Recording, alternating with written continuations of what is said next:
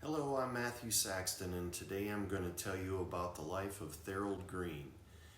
Born in 1904, Therald Oscar Green was too young to be drafted into service for World War I and too old for World War II. Therald had worked a variety of jobs during his youth. At the age of 20, he had the good fortune, or maybe good sense, to marry Alice May Jerome, daughter of Merritt Ashton Jerome and Lydia Alice Pearson Jerome of Goodrich in Genesee County, Michigan. Smart, cute, and quick-witted, Alice was a prize enough, but marrying into the Jerome family was an added bonus. Merritt Ashton Jerome was a local entrepreneur who owned and operated the local grist mill.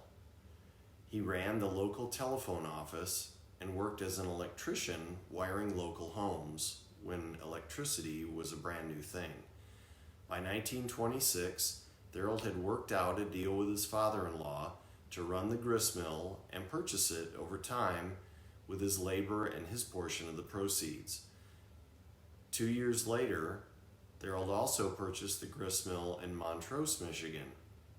Following in his father-in-law's footsteps, by 1935, Therald sold his stake in the mills and took a job managing the telephone offices in Pinconning, Michigan.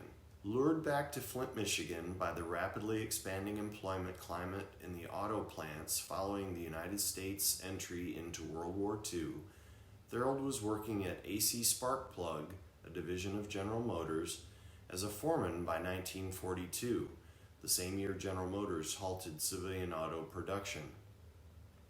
Therald's entry into management in the automobile industry would provide a springboard for him and his family for generations to come. As Dr. Larry Schweikert mentions in his video, The Economic Impact of War on Business, businesses hate war. However, what the auto manufacturers lost in terms of the consumer market upon entry into war, they made up for in government contracts. Therald continued to work at AC Sparkplug until 1957, when, at age 53, he took a job as a plant setup man with the Vickers Manufacturing Company over 800 miles away in Joplin, Missouri.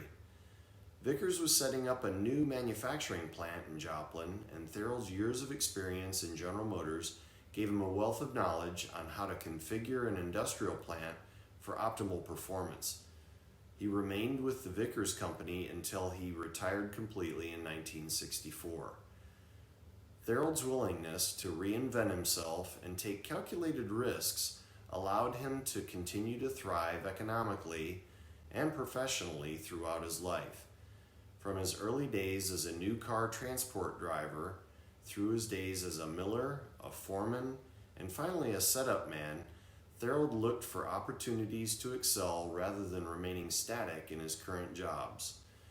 Each of his 4 children enjoyed economic prosperity in their adult lives, not because he gave them money, but because he modeled a strong work ethic and ensured they knew that he expected them to work hard to earn their prosperity as he had done.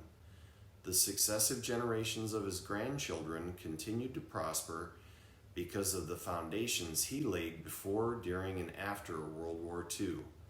I hope you've enjoyed learning about the life of Therald Oscar Green.